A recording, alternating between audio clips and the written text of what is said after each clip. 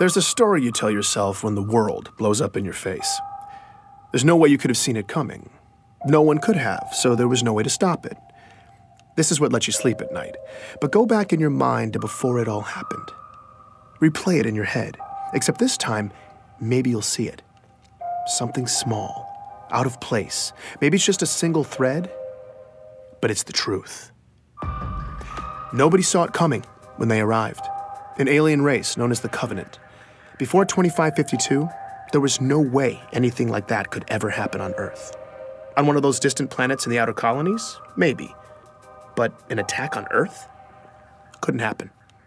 Until it did. It's called glassing.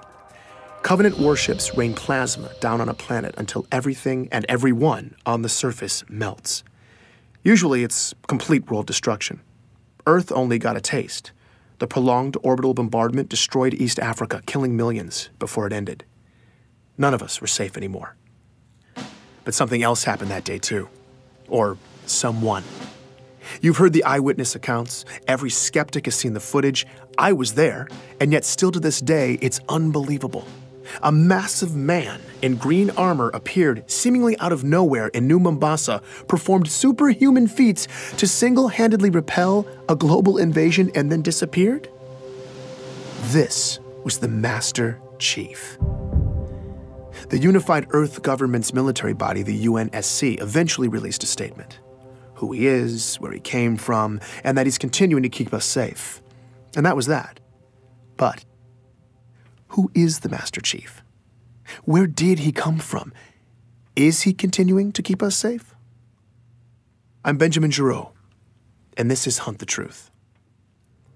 For all us cosmopolitan Earth types who don't venture into the far reaches of space, there's a planet way out in the outer colonies called Eridanus II. If you're thinking of visiting, don't bother. It was catastrophically glassed in a Covenant attack in 2530. But 19 years before it got wiped out, our hero, Master Chief Petty Officer John 117, then known as John, was born in a metropolis called Elysium City. That's where I started. Do I remember him? Oh, yeah, you don't forget a kid like that. That's Dion Govender. He chatted with me from his home in the outer colonies. Dion's retired now, but years ago he taught John at Elysium City Primary Education Facility number 119. Apparently schools in the outer colonies don't have the catchiest names. John was something else. He was sharp and quick, always evaluating the situation. Other kids just gravitated to him, you know? Dion seemed most excited to talk about John's athletic ability. The kids used to play King of the Hill after school. You know, the old game where you wrestle and push each other to try to be the last man standing. I would walk by sometimes, see him playing after school, you know, and without fail, I swear, it was always John standing alone at the top of that hill.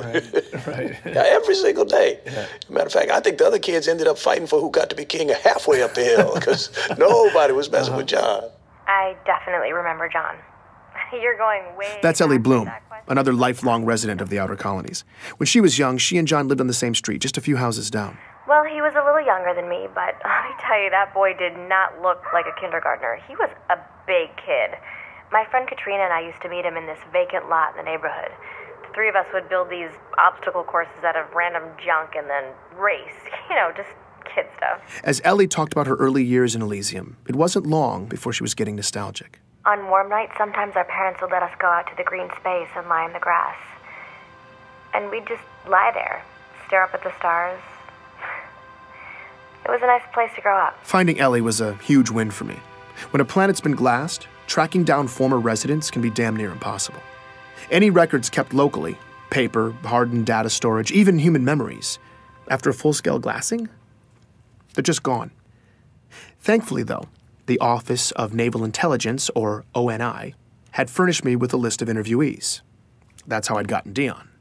But I wanted to go the extra mile with this story, so I'd hit up some of my old connections in the outer colonies looking for more sources. Ellie was my only hit so far. Did you keep in touch with John? No, I wasn't allowed to use Waypoint much when I was little. But I did keep in touch with Katrina. We still talk, actually. You know, she probably remembers John. I'm going to tell her I talked to you. Wait, what was this for again? It's a military thing? Oh, no, John is the Master Chief. What? Yeah, John became the Master Chief. Like the Master Chief? Yep. No way. Are you serious? I'm not kidding you. I'm telling My you. God. That's crazy. L.A. lost her mind for a few minutes. I guess it's not every day you find out that your childhood playmate saved the galaxy. Oh my God, now I'm definitely telling Katrina. I mean, she is going to freak out. All right, so maybe Ellie wasn't going to be much help. I needed more of the young warrior angle. Here's Dion Tell you again. the box's story. No, what's that? Okay, so. Not yet. I taught the primary kids, right? But I also ran this boxing league at the high school. Uh-huh. Second week, we're doing drills in the gym. John walks in. Yeah. Now, mind you, John is in 6th grade at the time. I say, hey, John, what's up? He says, I want to sign up for boxing. And I say, John, you're 12. What are you talking about? But John was adamant. But I look at him and he ain't leaving. Right. So I said, okay, what the hell? Figure let it be a formative lesson for the kid. I don't know what it. So I put him in the ring with one of the smaller guys. John pummeled this boy. It was over in about 15 seconds, okay? So, all right. Well, I put him in with this bruiser. Now, a real good fighter. Yeah. Okay? Good fighter. 2 punches. John laid him out. 12 years old. I liked talking to Dion. He was warm and funny in that grandfatherly memory lane kind of way. I realized I'd gotten lost in it all when the narrative took a dark turn. But then, one week, John just didn't show up. It was 25-24. John was 13. That's when the nightmare of the insurrection that had been plaguing the outer colonies finally landed on John's community. Under pressure from UNSC troops, the rebels were on their last leg, desperately seizing territory in the region and launching paranoid inquisitions to find spies. Civilian abductions and interrogations became commonplace. They would just, question you. Just these meaningless questions for hours and hours. Thomas Wu was living on a neighboring colony when the rebels showed up and hit hard, sweeping up Thomas and thousands of others in raids. What followed was months of horribly overcrowded detainment, neglect, and often constant questioning. Did you know this guy? What are the encryption codes for this system, that system? And you have no idea what they're even asking you. In the final couple months, Thomas says his captors started coming unhinged, and then toward the end, they just disappeared, They were gone. leaving Thomas and hundreds of others locked up, starving. I don't want to play this part of the interview, but I'll tell you, it got bad. He talks about being packed in like sardines, warm bodies, cold bodies, people dying in the dark, the smell. He doesn't know how long it lasted, maybe weeks, but Thomas and many others survived. They made it out. Well, we helped each other.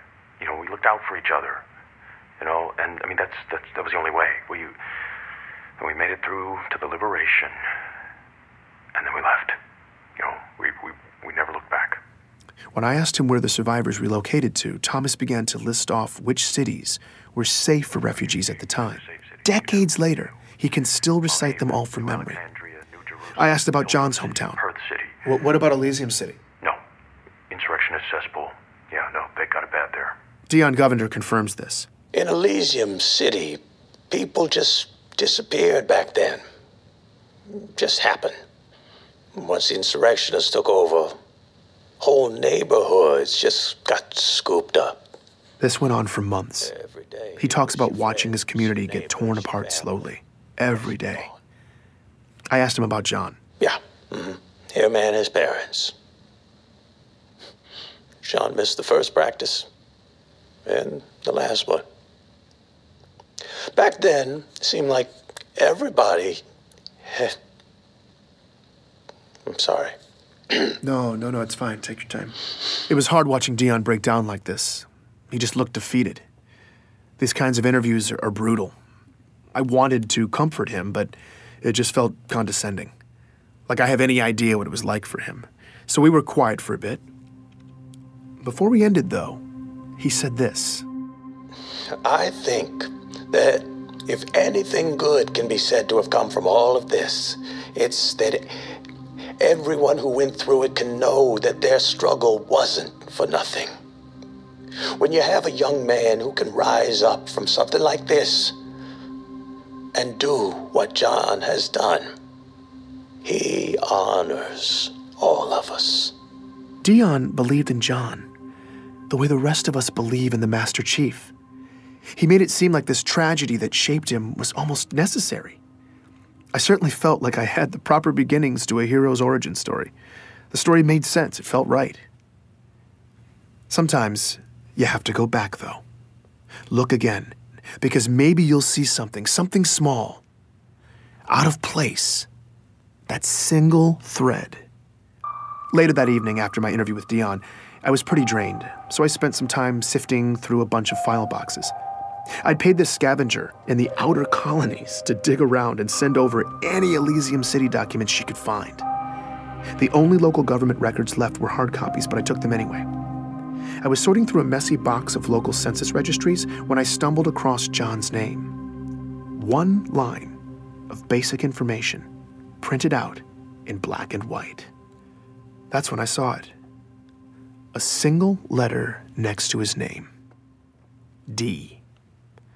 I was staring at an official document that said quite plainly that in 2517, John died at 6 years old. Please join me for the next episode of Hunt the Truth.